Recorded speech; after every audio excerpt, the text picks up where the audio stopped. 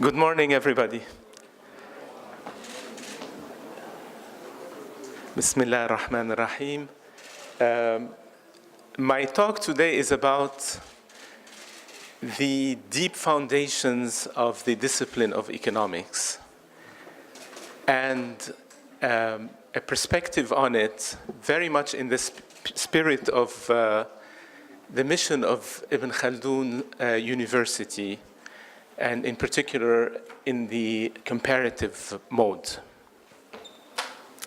The core pole on which the discipline, the modern discipline of economics is built is often referred to as rational choice theory.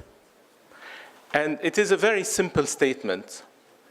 It's a way of thinking about people and their behavior that assumes that individuals rationally choose their course of action, their action, in a way that best serves their personal interests or preferences.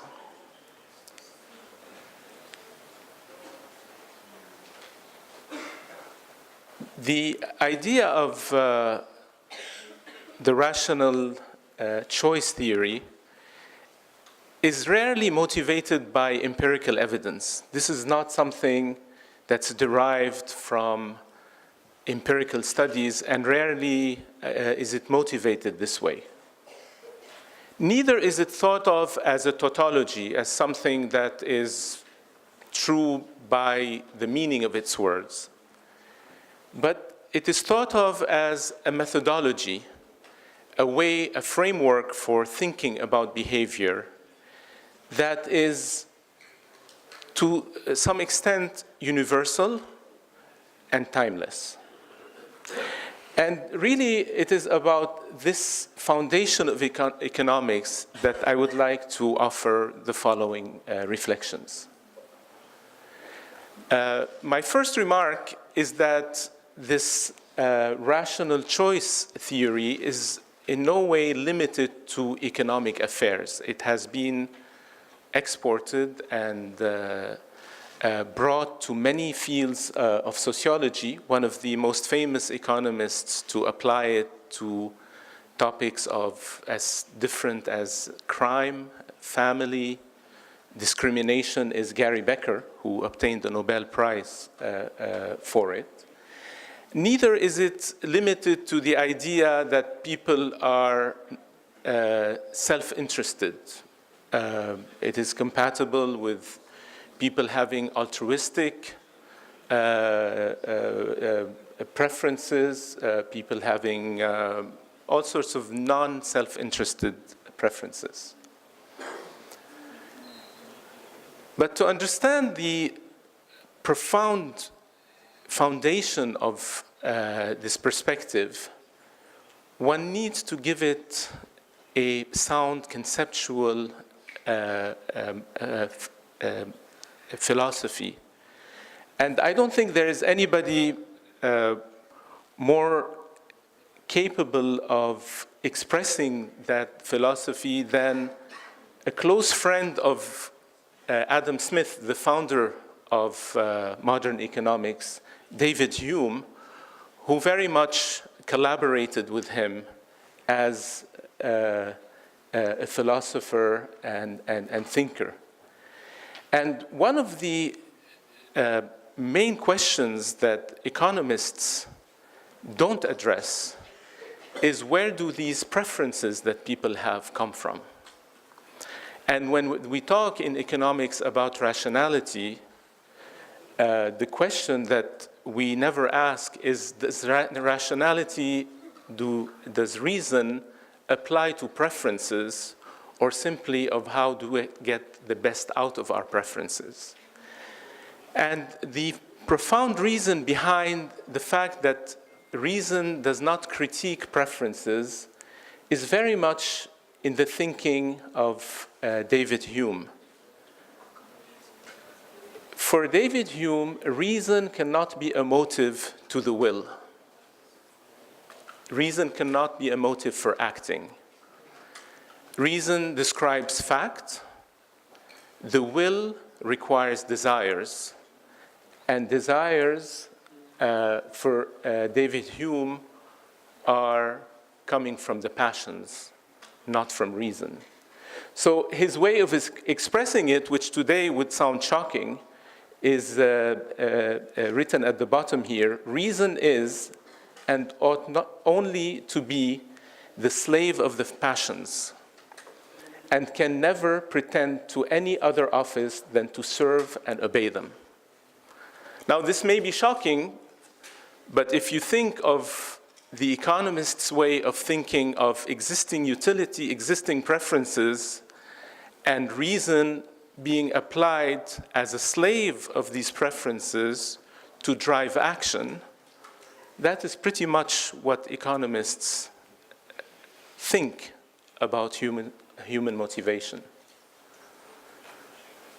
So in some sense, calling the rational choice hypothesis rationality is very much demeaning rationality, because it has no access to the real motives of action. An extremely insightful and very, very old saying in the Islamic tradition about this comes from a companion, Ibn Mas'ud, who is quoted by Imam Ghazali to say, "You are today in an age in which desires follow knowledge. And there will come an age in which knowledge follows desires." And I take this reference as very much a comment about the age of economic man. Now, this idea of taking something that's truly shocking, reason being the slave of the passions, and finding a euphemism like rational choice theory to express it, has been beautifully studied and followed by Albert Hirschman, a very notable economist from Princeton, who followed in one of his studies the concept of interest, that he looks at as a euphemism that has been used again and again to present in a less shocking way some of the key disruptions that have happened in European thought. What he says is interest was first used as a euphemism for usury in lending. Then the word was applied in political vocabulary to present as the prince's interest some of Machiavelli's more shocking motivations.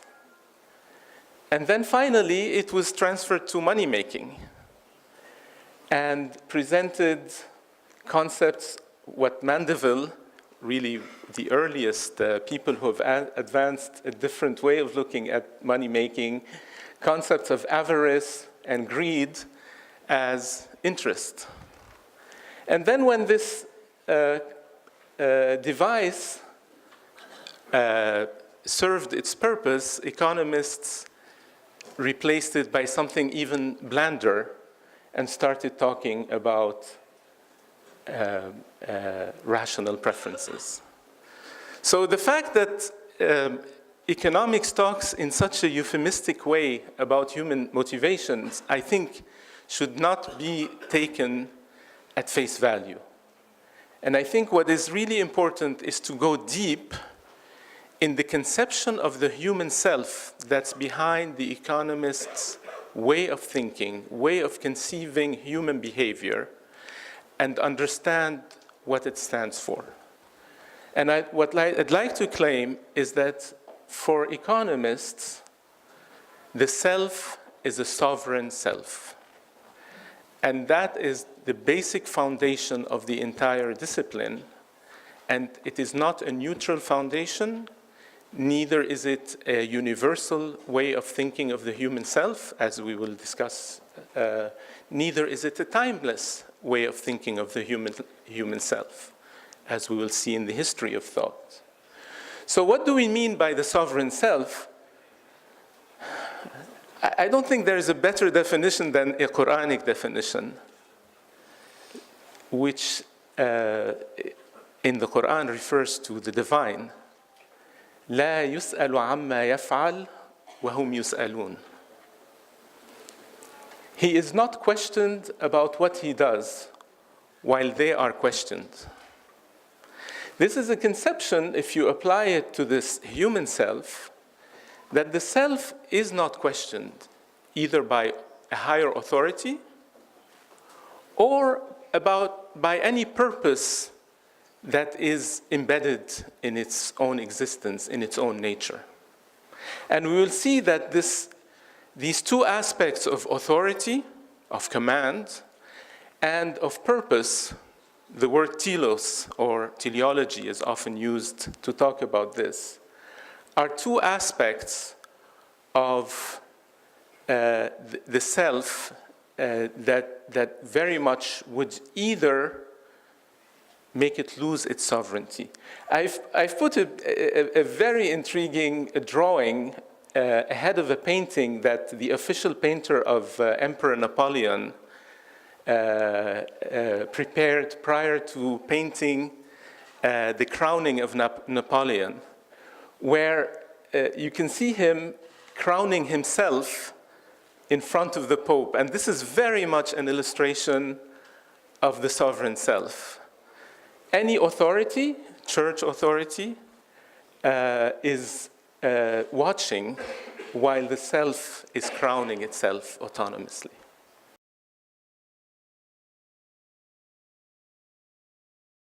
Now, I'd like you to think that this sovereign self that's at the foundation of economics is not limited to economic thinking.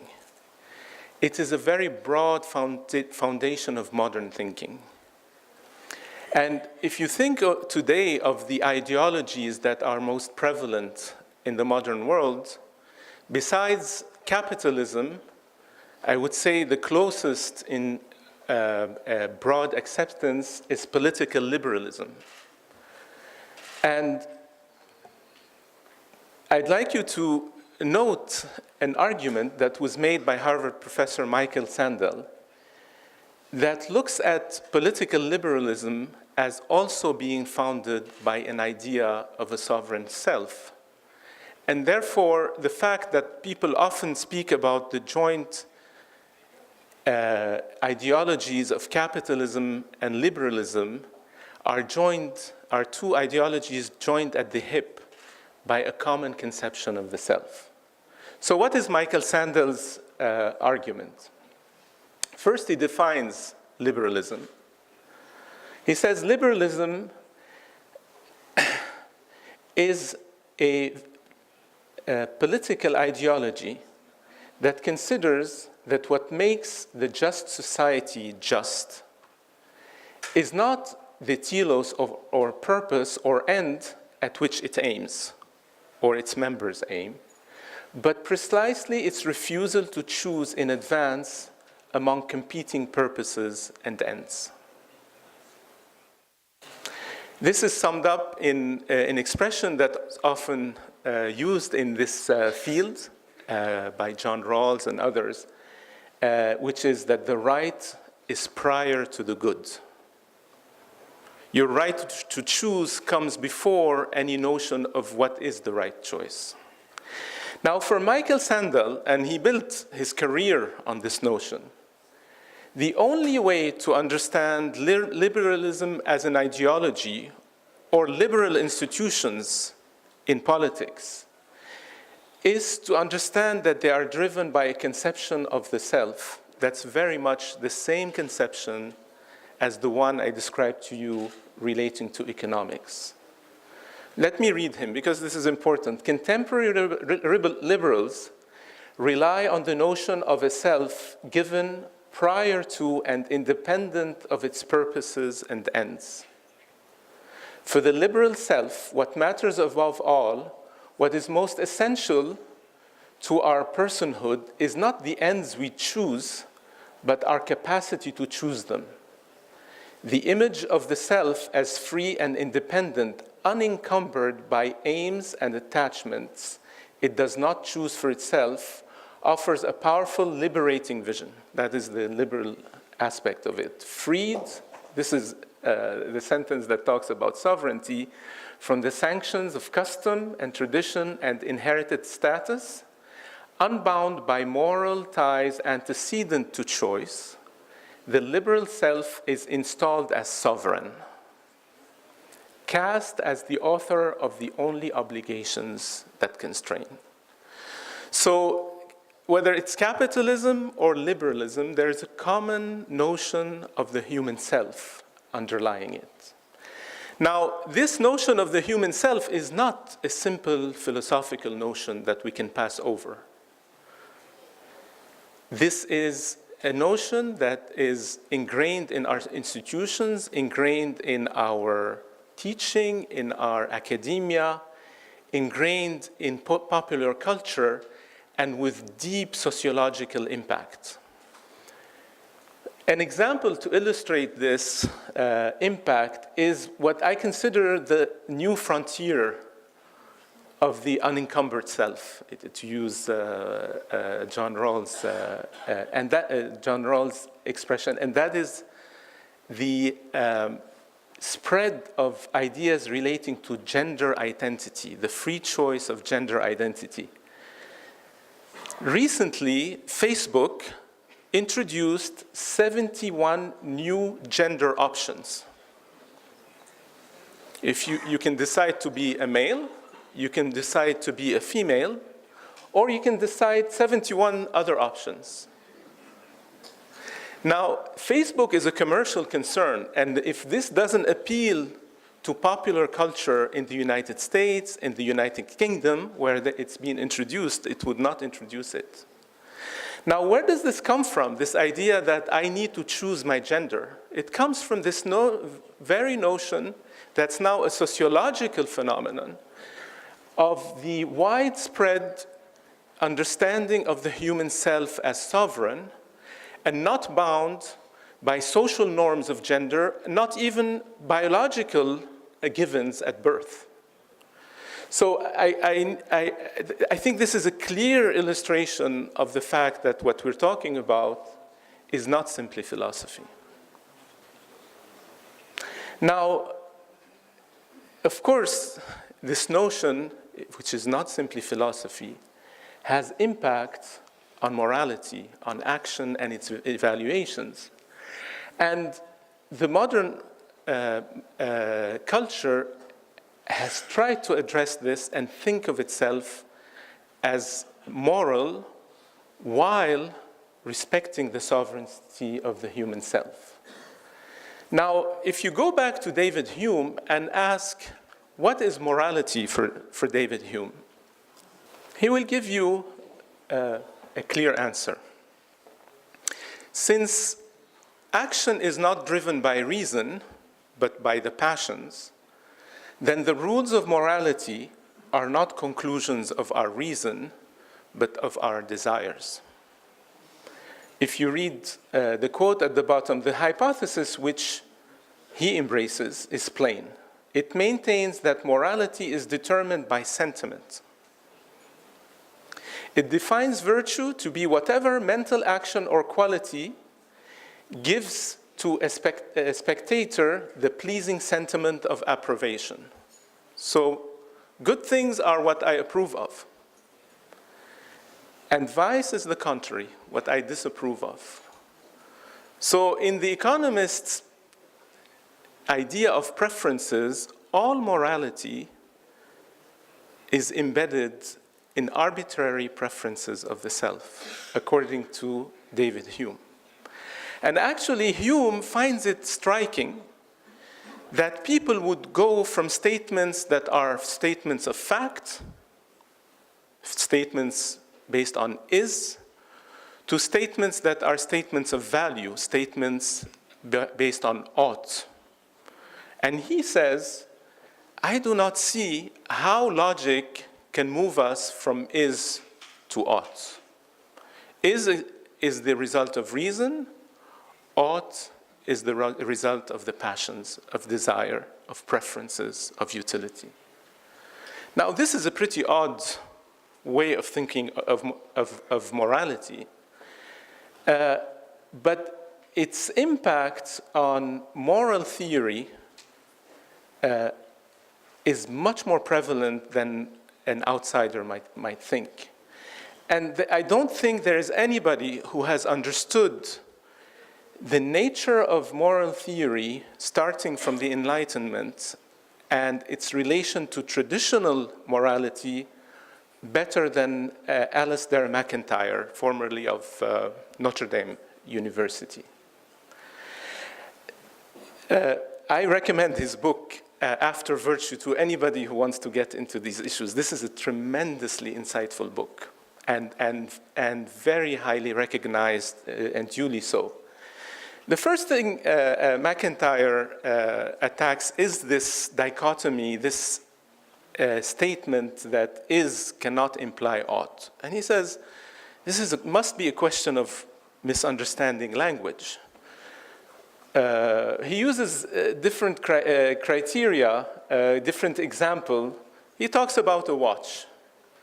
And he says, if I give you a watch that's always 5 minutes late, that's heavy, that stops every now and then, you will give me an evaluative statement about the watch. You'll say, this is a bad watch. And I haven't crossed from is to ought, this ought to work otherwise, in an illogical way. He says, if the watch has a purpose, which is to show time in an accurate way, then it ought to do certain things. So ought is as factual a statement as is.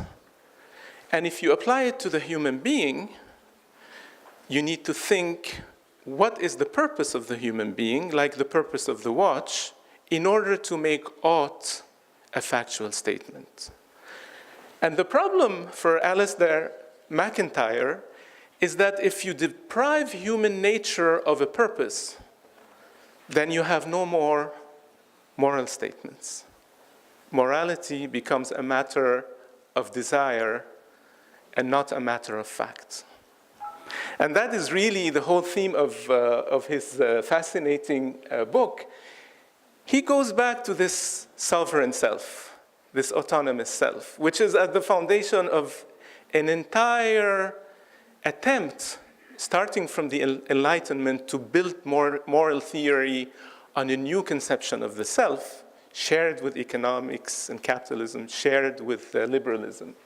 I'll read you some excerpts because this is fascinating and ties back to everything we've been saying about the self. He says, I'll read at the top. The use of man as a functional concept is rooted in forms of social life. According to the classical tradition, to be a man is to fill a set of roles, each of which has its own point and purpose. Member of a family, citizen, soldier, philosopher, servant of God. It is only when man is thought of as an individual prior to and apart from all roles that man ceases to be a functional concept. And once the notion of essential human purposes or functions disappears from morality, it begins to appear implausible to treat moral judgments as factual judgments. So he goes on to say, once the self achieves an autonomy that doesn't recognize a purpose for itself and doesn't recognize any authority, these are the two dimensions of moral statements, then it loses its way in moral language. It might find equivalent concepts to categorical statements, you ought to do this, or to teleological statement, if you are to fulfill your purpose, you ought to do this. But these equivalents are not moral equivalents. They are based on desire. So the equivalent of teleological statements in the post-Enlightenment theories of morality is essentially utilitarianism. Human beings are here for pleasure, and in order to achieve this utility, do this and that. The equivalent of categorical statements is actually what we saw in politics, the justice, and so on. But again, all of them very different from the foundations of moral statements. And in McIntyre's judgment, these fail. So I'll read you just two quotations. The problems of modern moral theory emerge clearly as the product of the failure of the Enlightenment project of justifying morality.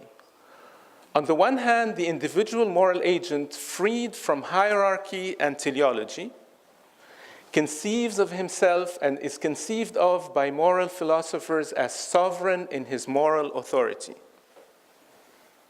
On the other hand, the inherited, if partially transformed, rules of morality have to be found some new status. So we talk about things that sound moral. But in his view, these statements use a language but applied to a different meaning. So he has a lot of very insightful commentary on moral sentences, modern moral sentences. I'll read you the last one. Such sentences become available as forms of expression for an emotivist self. You will see what he means by an emotivist self, which, lacking the guidance of the context in which moral vocabulary was originally at home, has lost its linguistic as well as its practical way in the world. And what is now we're talking sociology, what is the emotivist self that has come out of this way of thinking? He says, emotivism is the doctrine that all evaluative judgment is Hume's doctrine. And more specifically, all moral judgments are nothing but expressions of preference, expressions of attitude or feeling, insofar as they are moral or evaluative in character. Now, the sociological aspect, he says, moral philosophy presupposes a sociology, is essentially that if anytime I deal with people, my actions with people relate to them through my preferences, then they are always instruments of my will. They are always means, and my relation to them becomes always manipulative. And that is not the traditional concept of moral philosophy. He says to treat someone else as an end is to appeal to impersonal criteria, meaning something above you, beyond you, of the validity of which each rational agent must be his or her judge. By contrast, to treat someone else as a means is to seek to make him or her an instrument of my purposes. Now, I'll gloss over more implications of this way of thinking of the human self, but I just want to go back to economics and mention two. Once you are trying to govern the type of self that an economist thinks about, the only way you can think of governing them is with incentives that drive their desires and motivations, and not with principles and criteria. And this, again, let's go back to David Hume. He really summarized all of these aspects. One of his essays are on the parliament, a political essay. He says, in contriving any system of government, every man ought to be supposed a knave, meaning a vile person, and have no other end in all his action than private interest. By this interest, we must govern him, and by means of it, make him, notwithstanding his insatiable avarice and ambition, cooperate to the public good. Now, if you deal with people as knaves, you may turn them into knaves. And there's very interesting behavioral economic work about this. I'll give you one example just as a foretaste of things. This is an experiment, behavioral economic experiment relating to a daycare center, a place where people put their children before they go to work. Very famous, actually. And one of the problems of this daycare center is parents used to come late to pick up their children. And they wanted to find a way to incentivize them to come on time, because one child staying around, you have to keep the center open for 5 hours. So they said it's very simple. If you come more than X minutes late, you pay a penalty. And they said, well, let's do it experimentally. So they divided the daycare centers into a group where the penalty is imposed and a group where the penalty is not imposed. So what you see here is the two groups, the two lines, and the weeks that go on. Where the first line strikes is where the penalty was introduced in one group of centers. Now, to the surprise of the experimenter, instead of coming earlier, the parents who were imposed the penalty started to come later. And you can see they added, on average, they doubled the delay that they were coming at, because they were paying for it now. I'm not ashamed. Or they're reacting, oh, they want to punish me, I'll punish them. So this was a failure, to treat them as knaves. So they canceled the experiment where the second vertical line lies. But people were turned into knaves, and they never came back to the earlier behavior. Now, I mentioned that this rationality hypothesis, or so-called rationality hypothesis, is thought of as universal and timeless. I wish I could talk about both, because both of these aspects are fascinating, but I only have time to talk about universal here, meaning compare it to other views of economic activity and of the self that are very different. This is not something you accept as the only way of thinking about human beings.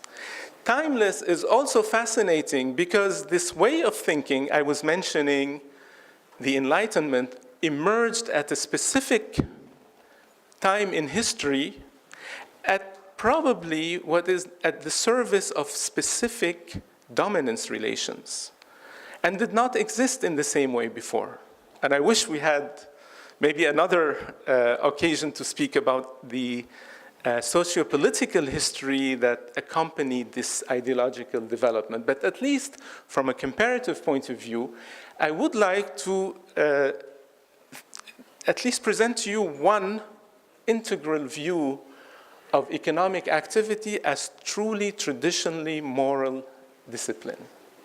And I've used this, I find this calligraphy on top of the Istanbul's Grand Bazaar fascinating. It says, Al-Kasibu Habibullah, the righteous earner, merchant, is the beloved of God. I don't see that at the entrance of a mall, frankly.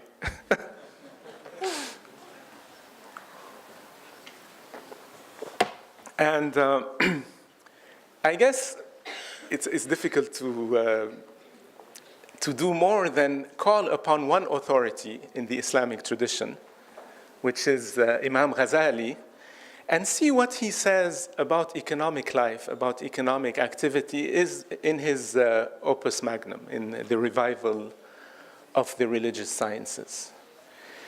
But to understand what he says about economic activity, since, as I will present it, it is an essentially moral activity, I need to start by discussing what he says about ethics, about morality. I'm going to flip around because it's an older version of the presentation. What Imam Ghazali says about morality is expressed in the organization of his work. What he says in the introduction is that the Ihya is a book on practical science, علم المعاملة. And its purpose, ultimately, is علم المكاشفة, gnosis, a science of higher knowledge. But that ilm is not the matter of books. This is important, you will see. Now, when you talk about the matter that's appropriate for books, ilm al-mu'amala, it is divided into two aspects. Ilm al-zahir, the science of the outward, and ilm al-batin, the science of the inward. The science of the outward is what we were just talking about, categorical statements. Do this, don't do that. And it's divided into worship and mu'amalat, or adat, daily life.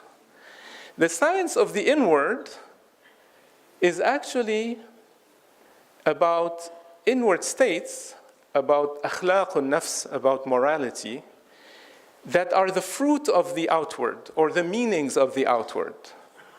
So this is where virtues and morality enter. It's the inward fruit of the outward injunctions.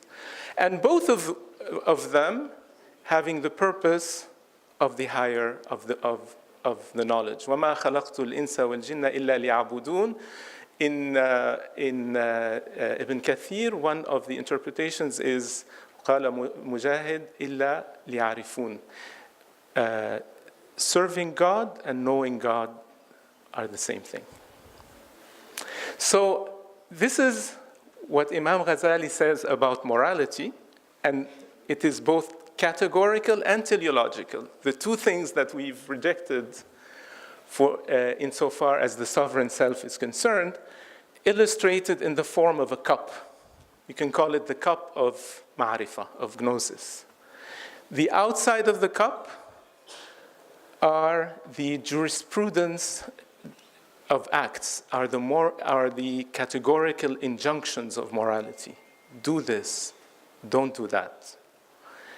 The inward of the cup is al-akhlaq, the moral character. This is the teleological aspect, the purposes of, or the fruits of the injunctions. And the content of the cup is that which is not a matter for books.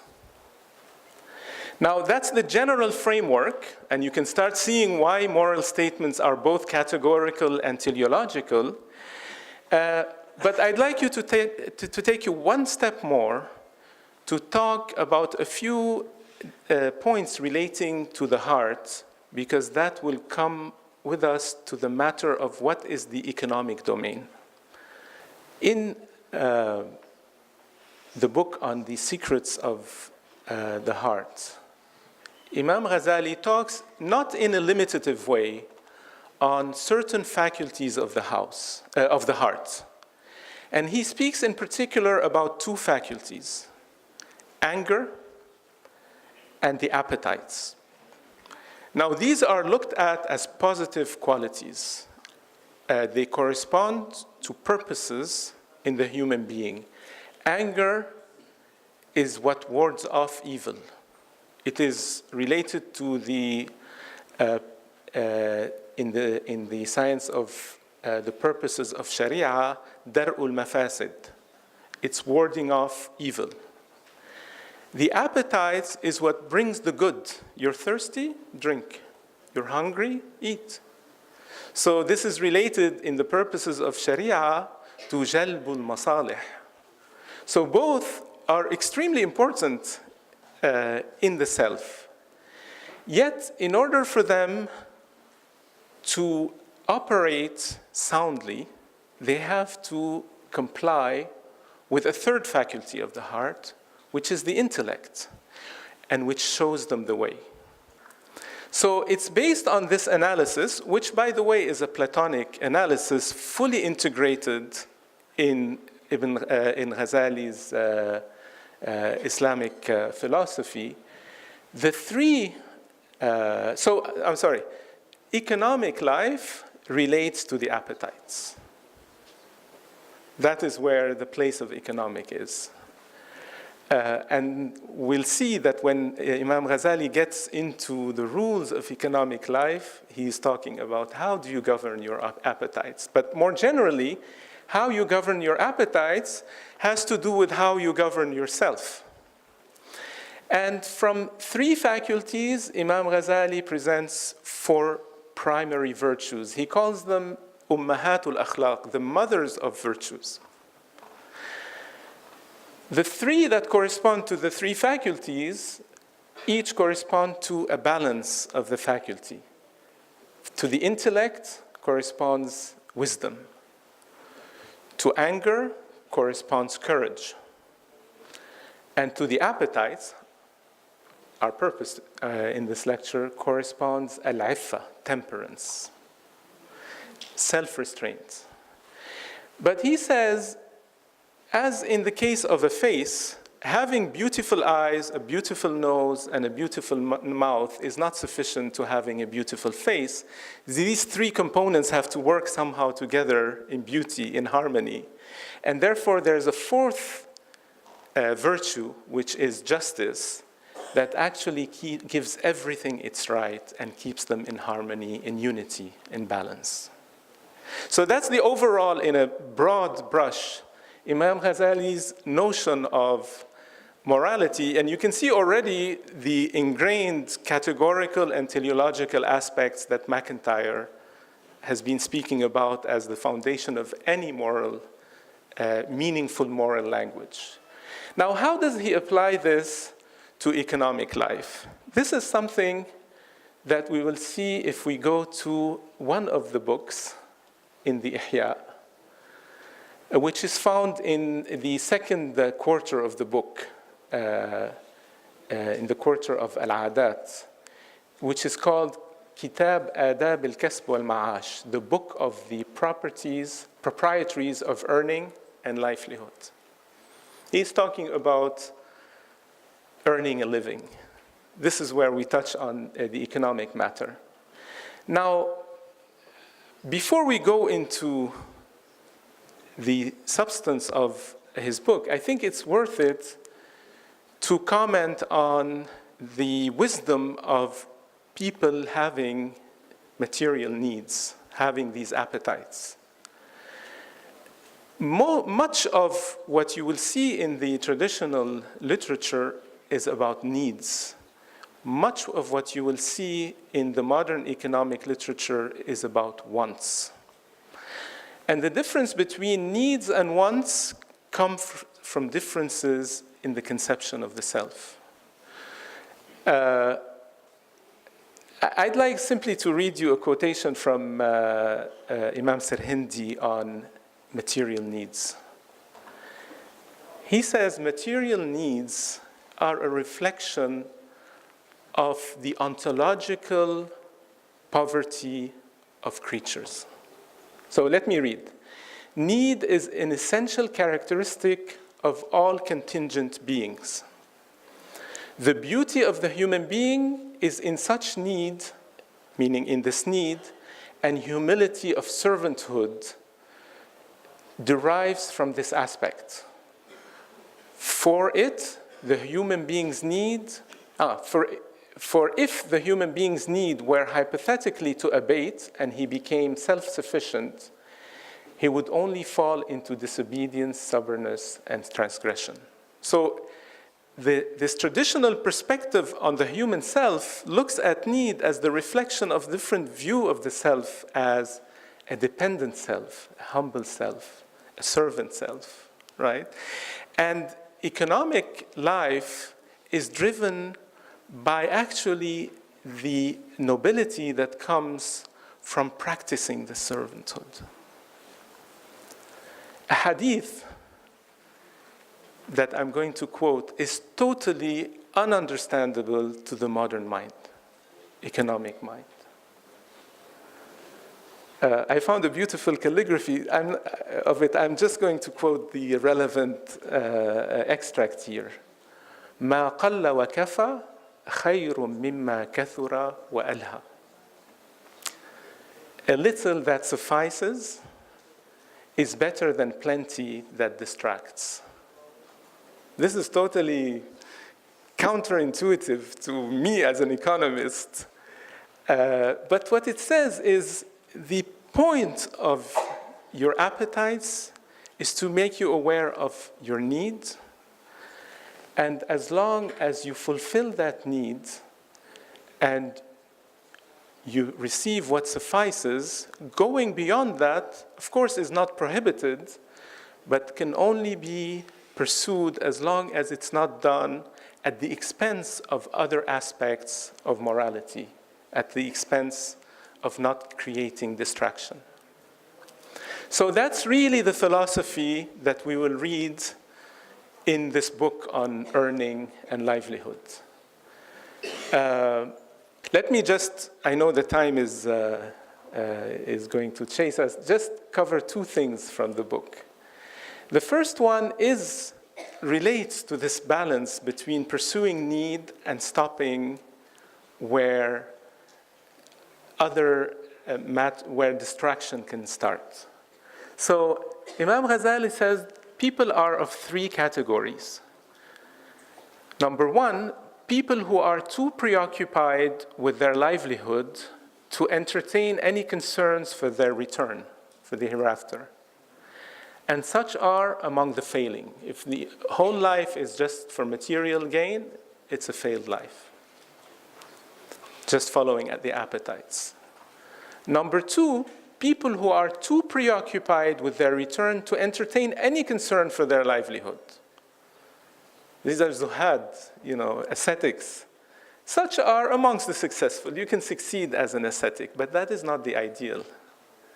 The third category, which is the closest to uprightness, is people who are preoccupied with their livelihood, with economic matters, for the sake of their return, and such are the people of the middle way, al-muqtasidun. Which is interesting. This is the word iqtisad right there, but used in another way in modern life. Now, again, the way Imam Ghazali organizes his discourse says a lot. So all I will have to today time for is simply to discuss with you the organization of this book on the proprieties of earning and livelihood. And essentially, he talks about 4 degrees of righteousness in earning a livelihood. So the first degree is that if you enter into an economic transaction,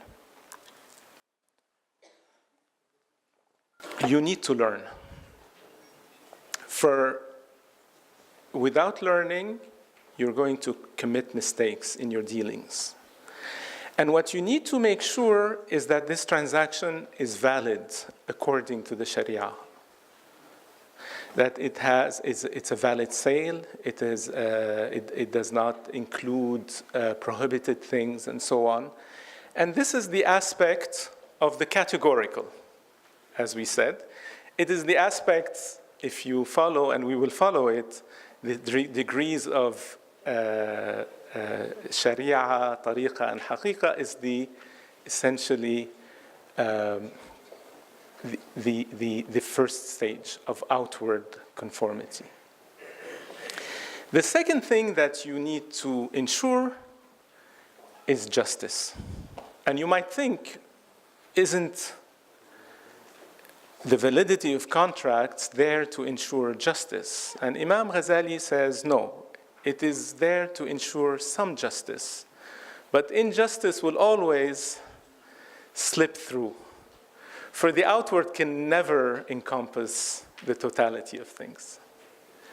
So if you are selling, for example, a medicine to someone according to a valid sale contract, and you know as a pharmacist that this is the wrong medicine to them, you could commit huge injustice with them.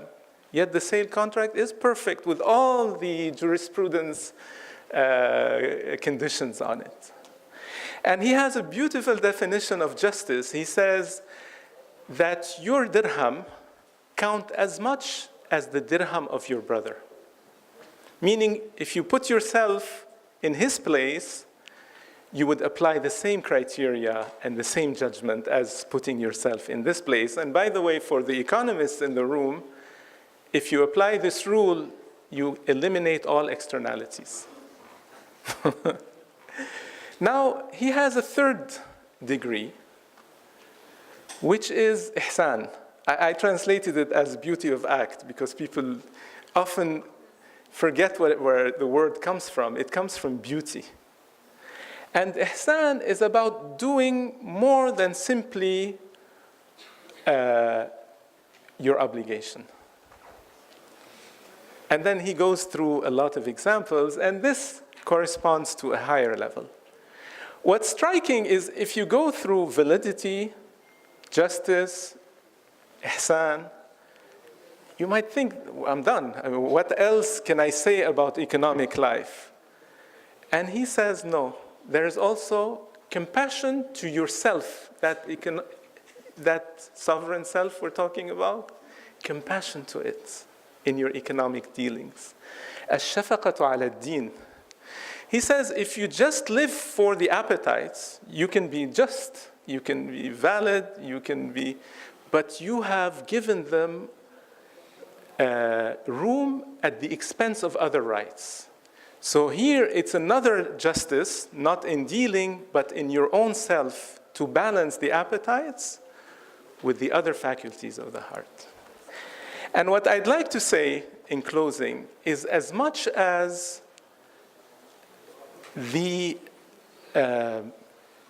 one view of the self and one view of the economy has a sociological impact that's often thought of as producing emotivist selves that use others as instruments. This view has had throughout history a sociological impact that is in the memory of every major urban center in the Islamic world until today, the memory of the righteous merchant.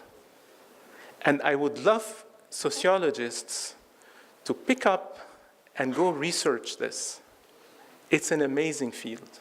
I'll tell you one story. I'm the son of merchants from Damascus. I know what this is. I'll tell you one story that I heard from a son of a merchant family who's today 90. And he told me about what happened to him when he was 11 years old. The first time his father asked him to come to work with him. And by the way, asked him also to drop out of school, even though he ended up getting a PhD. He said, my father invited me to a bankruptcy situation. They were textile merchants, wholesale merchants, and one of their clients went bankrupt, a retailer. And they needed to meet to see how to collect on what he owes them. I'll tell you, if I were a banker today and I have to deal with a bankruptcy, I would not bring my son. He says, my father, so the father of the 90-year-old, chaired the meeting. And he said, I have a question before we get into the specific numbers and so on. How many children does this merchant have? And does he own his house? And the people who know him, they said, he has a family, big family, and he rents. He said, can we accept that this person be with his family in the street as a result of this? They said, of course not. He said, the first thing we will do from all of the merchandise that is left behind is to allocate an amount to buy him a house. And everybody agreed. All the creditors agreed. He then said, if he is to pay us, he needs to go back to business. Doesn't he need capital? They said, yes. He said, well, I propose that we take another piece of what's left and give it back to him as capital so he can make a profit and pay us back. They said, we all agree. And then he said, of what is left and an estimate of his earning ability, let us schedule payments of his debt and get back what he owes us. Thank you very much.